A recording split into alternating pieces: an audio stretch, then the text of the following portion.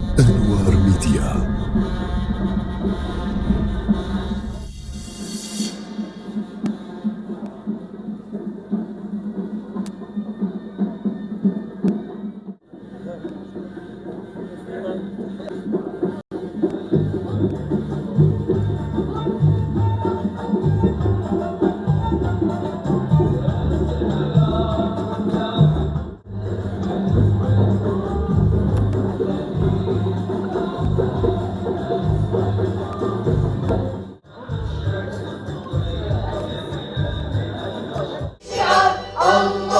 الوطن المليء.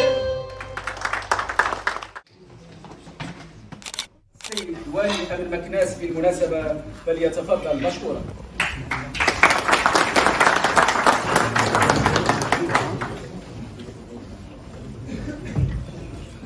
السلام عليكم ورحمة الله تعالى وبركاته.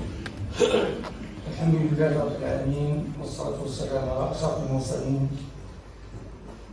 السيد المدير الإقليمي لمراقبة التراب الوطني، السيدة والسادة أعضاء ممثلي مؤسسة محمد السادس للإعلام الاجتماعي لموظفي الأمن الوطني، السادة رؤساء المناطق الأمنية، السادة رؤساء المصالح، بناتي وأبناء التلاميذ المرتبين وأولياء أمورهم، السيدة والسادة متقاعدي الأمن الوطني ومراقبة التراب الوطني، السيدات والسادة ممثلو وسائل الإعلام.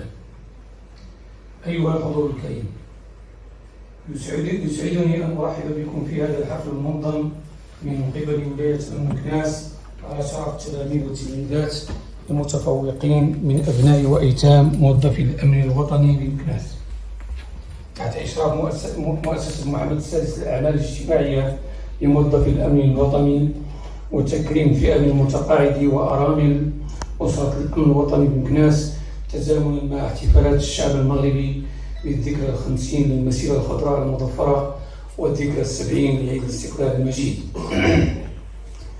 وذلك تنفيذا لتعليمات السيد المدير العام بأبناء وأيتام أسرة الأمن الوطني ممن حصلوا على أعلى المعدلات الدراسية في امتحانات نيل شهادة البكالوريا برأس الموسم الدراسي 2024-2025،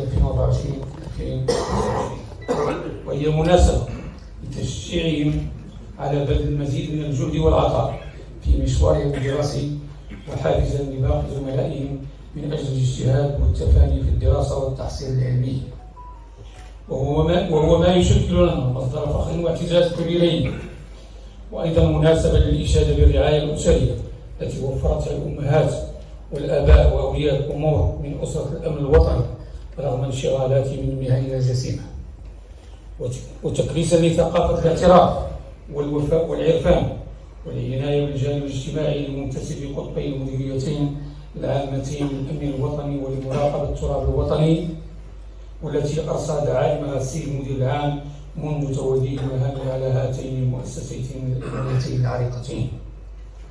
لا يفوتني في هذا المقام أن أرفع إلى السيدات والسادة متقاعدي الأمن الوطني ومراقبة التراب الوطني أسماء عبارات التقدير والاحترام، اعترافا بما أسدوه من خدمات جليلة وتضحيات جسام في خدمة صالح العام. وفي هذا السياق لا بد من التنويه بالدور الريادي الذي تطلع به مؤسسة محمد السادس للأعمال الاجتماعية لموظفي الأمن الوطني، والتي تعمل جاهدة على تنزيل تعليمات السيد المدير العام للأمن الوطني والمراقبة التراب الوطني الرامي إلى تعزيز روح التكافل والاهتمام بالجوانب الاجتماعية والتربوية والصحية لفائدة أسرة الأمن الوطني ومراقبة التراب الوطني. وختاما، باسم السيد المدير العام للأمن الوطني ومراقبة التراب الوطني ونيابة عنه أبارك لفائدات أكبادهم هذا التفوق المستحق، وأتمنى لهم مسارا جامعيا زاخرا بالنجاحات، سائلا الله عز وجل من عظيم لطفه وكرمه أن يلبس متقاعدنا ثوب الصحة والعافية، كما أترحم على أرواح كل من رحل عن هذه الأسرة العظيمة، وأن يوفق الجميع لما فيه خير الوطن والمواطنين تحت القيادة الرشيدة لصاحب الجلالة الملك محمد السادس نصره الله وإياه. حفظ الله مولانا الإمام صاحب الجلالة الملك محمد السادس نصره الله وإياه، وحفظه بما حفظ به الذكر الحكيم، ودام عزه ونصره، وأبقاه ذخرا وملاذا لهذا البلد الأمين. وأقر عينه بصاحب السمو الملكي الأمير الجليل مولاي الحسن، وسمي السيد صاحب السمو الملكي الأمير مولاي الرشيد، وباقي أفراد الأسرة العلوية الملكية الشريفة. والسلام عليكم ورحمة الله تعالى وبركاته.